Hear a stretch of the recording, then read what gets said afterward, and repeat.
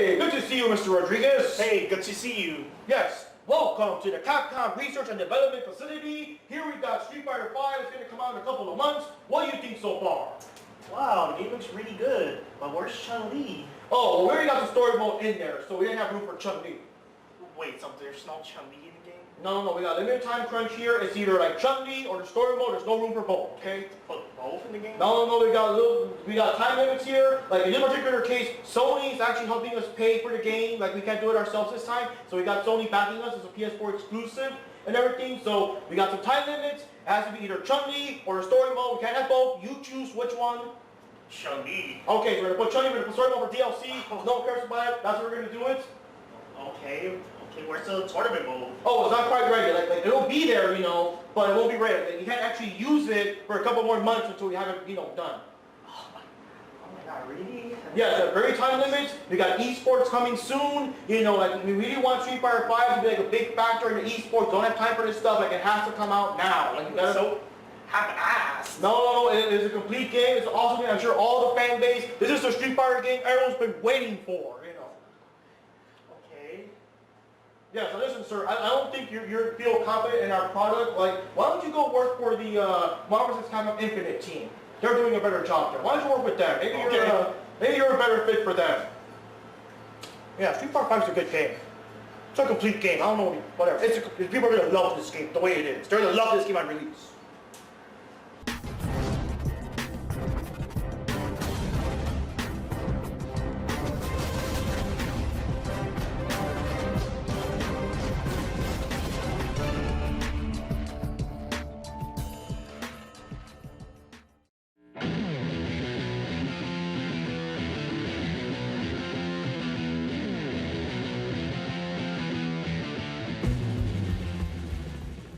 Hey, this is Mark Rodriguez, and you're watching the Video Game Masters, and today we're talking about Street Fighter V. Now, with Dead or Alive 6, that game just came out. That's like a brand new game. It just started its DLC journey with all its characters and like a million costumes and whatever they plan to do with that game. That game just started. But Street Fighter V, we're already on Season 4, and quite possibly might be the last season. I don't think we're going to get a Season 5, and we're still trying to see if we're going to have like actual more new characters. This might be it. So for this game, we're going to talk about Street Fighter V as a game, but also like its DLC journey with all the seasons, all the changes, and all the cool stuff like that. Let's check it out.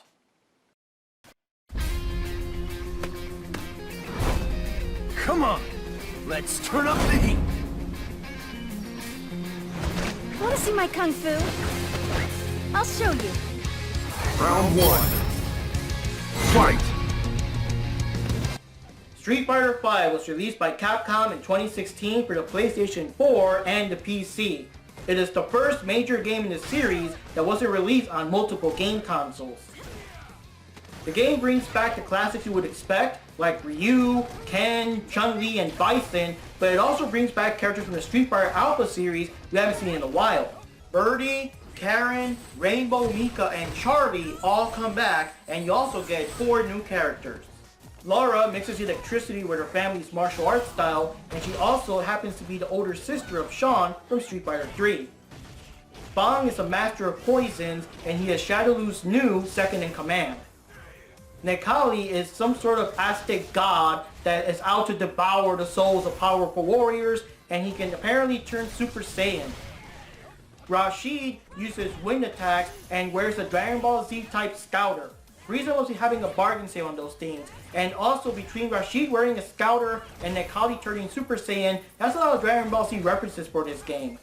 Street Fighter V offers some new gameplay mechanics, such as the B gauge that gets full if you take damage.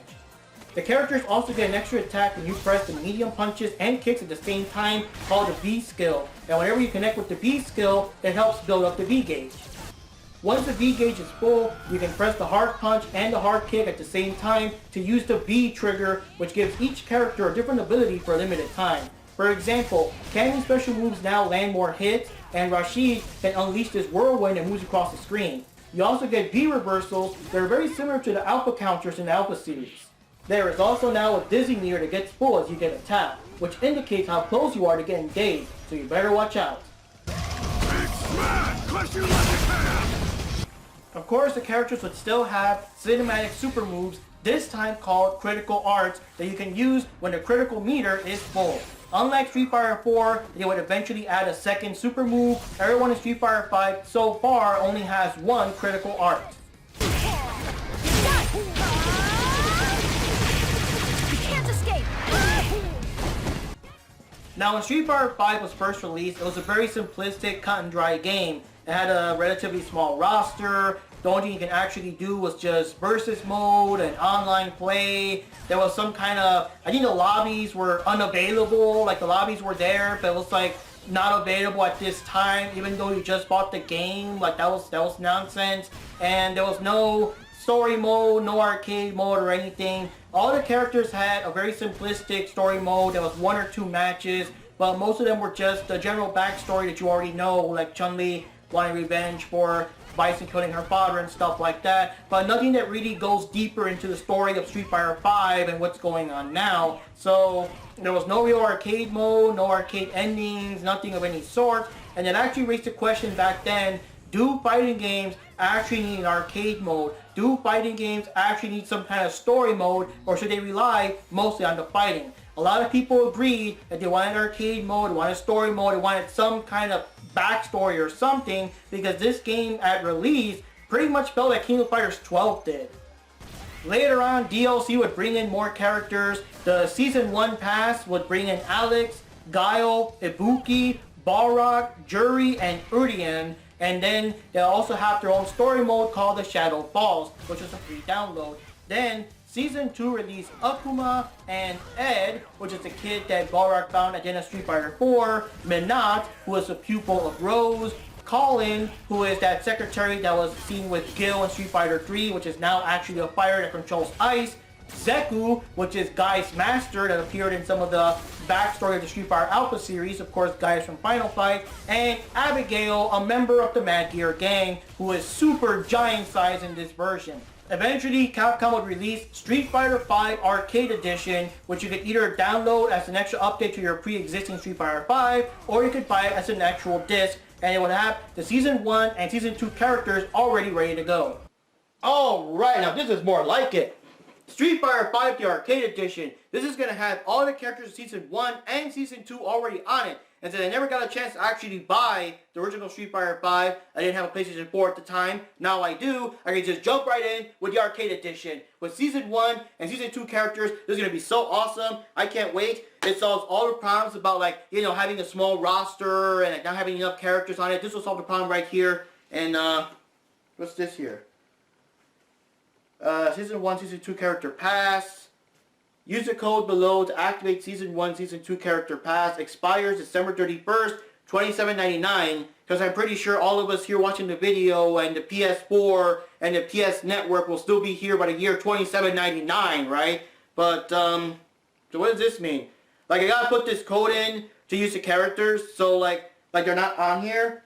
So I just put the game in, like, let's say I just ignored this, or I didn't see it, or I got a copy that didn't have it by, you know, for some reason, I didn't even know it was supposed to have this in here. If I just pop the game in here, ignoring this, does that mean the characters are not on there? Like, the characters are already on the cover, like Abigail and Zeku and all them, like, they're not going to be in the actual game? Like, what, are they going to be, like, fucking missing, or locked? Or like faded out where you can't select them on the select screen because I gotta put a fucking code. I gotta like purchase them again or something. So if I lose this, or I got like a defective copy or something that's missing this or something, I gotta waste time like rebuying the characters or whatever. Like, what kind of bullshit is that? Like, what the fuck? Like, they should already be on here. I don't need no fucking download code to make the characters. They're already on the fucking cover. Like, Akuma's on the cover. Akuma's a seasoned character. Like, I can't use him, the guy on the fucking cover, without like some little cardboard card here that if I lose it, I'm fucking screwed. Like, what the hell is that bullshit, Capcom? Like, even back then, Street Fighter, you know, Super Street Fighter 4 and Street Fighter 4 Arcade Edition and Ultra Street Fighter 4, like, yeah, they're like re-releases or whatever, but the characters were actually on the game. Like, I know I give trouble to NetherRealm. I always like diss their re-releases too. They got the Mortal Kombat, the what do they call it? The Complete Edition with all the DLC characters and costumes or whatever already in it. And Injustice God Among Us Ultimate Edition with all the characters and costumes or whatever already in it, but they're already here though. They're already in the game. I don't have to worry about some download code that if I lose the download code, oh, now I can't use Freddy Krueger in Mortal Kombat or whatever. I lost the code. Like, that's bullshit, man. What the fuck is that crap, Capcom? It just boggles the mind. So, I'm paying for this, basically. If I lose this, I can't use the characters that I fucking paid for. They're on the fucking cover of the game. Fucking Akuma's on the cover of the game. That's just stupid, Capcom. What the fuck, man? Whatever. I'm not gonna let it bother me. I just bought the game. It's super awesome and everything. I'm just gonna download the characters or whatever. I want to play the story mode, the Shadow Falls. It's been out for a while, but again, I haven't had a chance to get the original Street Fighter V. I didn't have a PS4 back then. I have a PS4 now. Let's play it. The Shadow Falls. Let's check it out. Story.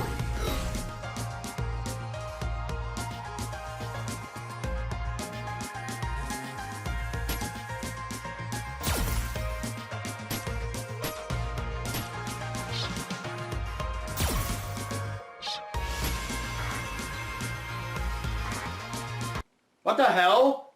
The story mode's locked? Like, I'm looking at it, it's right there, and I can't select it because it's fucking locked. So I gotta waste time downloading it separately. So, like, I got Street Fighter V, the arcade edition, the upgraded version, and I still gotta waste time downloading the story mode separately. I gotta waste time going to the PlayStation Store to download the story mode. Now, granted, it is free, which is good. I just spent like $60 on the game. I want to spend like more money on the story mode. I actually think story mode was always free, but still, like, I gotta download it separately. Like, what the fuck? It should already be in here. So I gotta download the story mode separately. I gotta download the season 1 and 2 character pass separately. So I don't get, like, what the fuck is even on this disc then? Like, what's the difference between buying this game and just buying regular Street Fighter V? Like, what the fuck is even on this disc then? What am I paying for? Actually, Street Fighter V Arcade Edition would have a couple of new features. Mostly, everyone now had a second V trigger. So all the characters from Season 1 and 2 and the original roster had 2 V triggers to work with, something new to learn and experiment with. And also at the time, Sakura was the first character announced for Season 3, and if you bought Arcade Edition within a certain amount of time, you could actually use Sakura for free for a while. Also, they now added an actual arcade mode, and wow, this is a very fleshed out arcade mode, because now you can actually play the game in the style of Street Fighter 1, Street Fighter 2, Street Fighter 3, Street Fighter Alpha, Street Fighter 4, and Street Fighter 5, with different characters and different appearances depending on which version of the game you play, and they all have different endings here and there that kind of showcase like what the characters were doing during that point in time of their lives. That's pretty interesting. One of the things I really do like is that the versus screen for the arcade modes actually play homage to all the different versus screens throughout Street Fighter's history.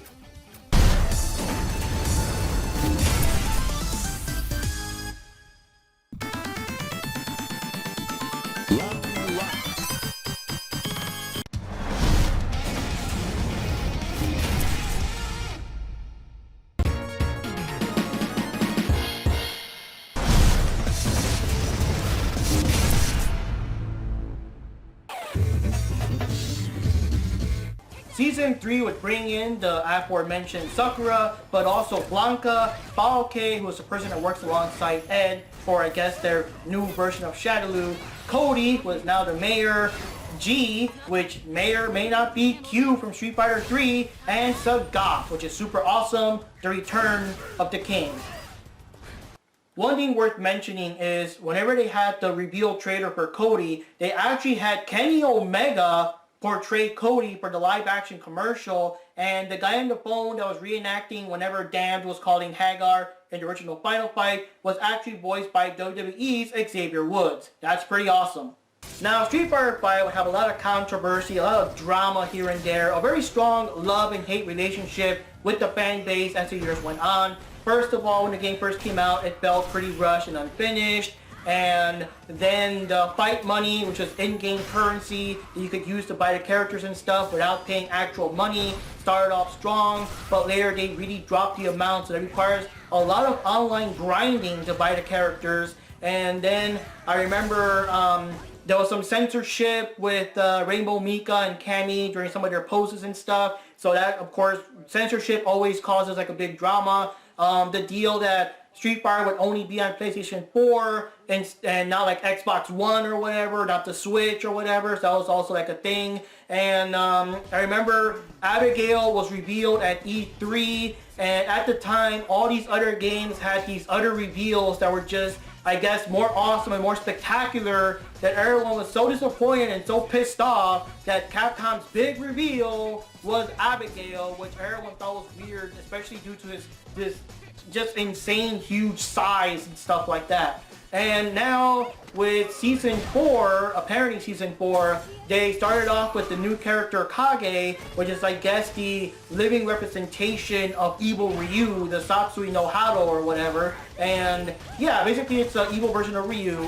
And the guys behind the game said this time we're trying things differently, and as of right now, no new characters have been revealed thus far. We've had a bunch of new costumes. A lot of costumes were referencing other Capcom games like Darkstalkers, Mega Man, Resident Evil, and a couple of new stages here and there. There have been several big esports events where people watch, because usually at these big events is when new characters and new things get revealed. But like the last big event, this last esports event, had 0 reveals except for the new Field of Dreams stage and stuff like that. So everyone is just angry, pissed off, impatient. They're saying the game is dead. They want to know, are we going to have new characters, or is it time to drop Street Fighter 5 and move on to Street Fighter 6? And apparently, as of right now, it may change, but as of right now, the guy behind Street Fighter 5 has said, please give us more time, please wait. And apparently they set a date, I believe in August or something like that, where there will be actual news, actual updates.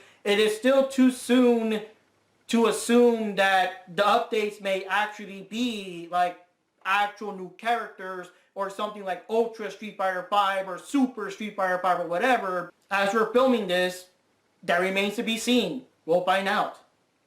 Alright guys, for my thoughts on Street Fighter 5, or I guess in this case Street Fighter 5 the Arcade Edition, the graphics are kind of cool. Some characters are hit or miss. You know, there's lots of jokes about Alex having banana hair and kind of looking messed up with the haircut and stuff like that. And of course there's still clipping issues with costumes, and in this day and age you still got clipping problems, which I assume may or may not be solved in the next generation. There might still be clipping going on.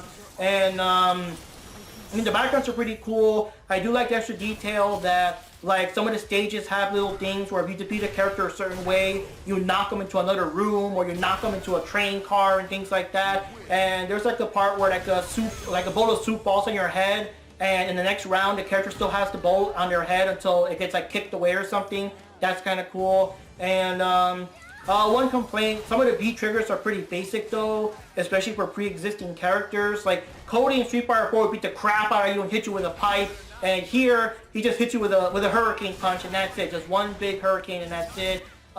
Jerry would beat the crap out of you. Now in Street Fighter 5, she just does like this big energy wave with one kick, and that's it. And Zangief basically just suplexes you into the ground, but it's just one move. There's no build-up, so some of the moves are a little bit simplistic, but yeah, what can I say? The thing I do want to say also, I do understand the love-hate relationship and lots of complaints. For me, the game still feels pretty cool because I wasn't there since day one. I only rented it once or twice when it first came out, so I didn't have that feeling, I guess, where the characters, I guess, feel old or something from all this time, from all these years, that so many people now are demanding newer characters or else the game is dead. For me, there's still so many new characters for me to play and try out before they add new characters, but again, I wasn't there since day one. One thing I do want to say though is that Street Fighter 5 the Arcade Edition really is what Street Fighter 5 should have been. For me, that's kind of like the King of Fighters 13 compared to Street Fighter 5 being King of Fighters 12. And Street Fighter 5 right off the bat had the Season 1 and 2 characters, the Shadowfall story mode, and all those arcade modes. It would have felt like a much more complete game. And then Season 3's characters, like those would have been Season 1 and so forth. Like that would have been a much more complete game. But of course, Capcom wanted to rush it out the door. They had to capitalize on the esports trend. Oh my god, we got this event coming out like 2 months from now. We gotta release the game now. Who cares if it's incomplete? Whatever, the fans will buy it anyways. They'll pay $60 for an incomplete game. And that's what kind of start everything off on the wrong foot right off the bat. and for a lot of people, they never let that go, so that bitterness just kept growing with each misstep that Capcom kept doing. So we'll see what happens. We kind of hope that when Street Fighter 6 comes out, it's not like the future of fighting games, that from now on they're all going to come out like this rush job or something. So yeah, overall I like the game, but like Street Fighter 5 the arcade edition really should have been regular Street Fighter 5 from the start. And those were my thoughts on Street Fighter 5. A pretty awesome game now, but oh god, was it so incomplete. It took like 4 years to like complete the game, basically speaking. Anyways guys, Mark Rodriguez here. It's been another episode of Video Game Masters. Thanks for watching and see you next time.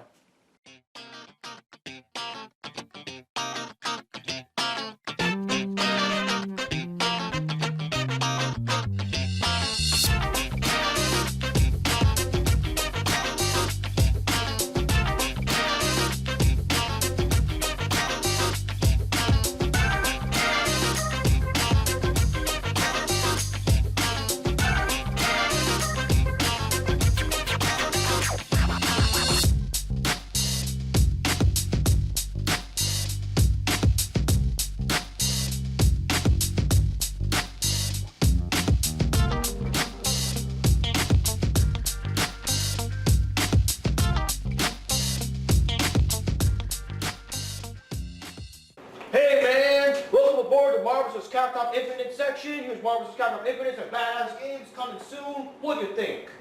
Oh, the graphics are so below average. No, what are you talking about, man? The graphics are awesome, man. These are like prime next generation graphics, dude. What's your Chun-Li's face? It looks so messed up. Man, Chun-Li looks as good here as she does in Street Fighter 5. Okay, the graphics are awesome. No, she doesn't. No, she looks good. She looks good. I don't know what you're talking about. She looks good.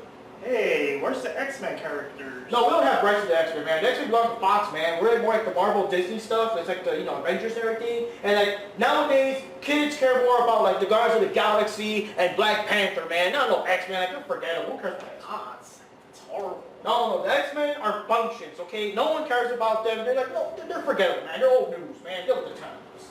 Damn, this game is so average. Why is... I don't see much new characters. It looks like Marvel vs. Capcom 3, basically. No, dude, this is like a good game. Wait. You're that same guy that was giving us trouble in the Street Fighter 5 department, aren't you? Yeah, get out of here, man. I don't think you're good enough for Capcom, man. I don't think you're good. You're fired, man. You're fired. Get security on this thing. Fine then. No wonder why they call you guys Crapcom. Yeah. Go away. Go for SNK or some crap company like that. Whatever. I don't care what he says. This game is awesome. It's going to be the best. And man, this game is going to kick so much ass. It's Evo.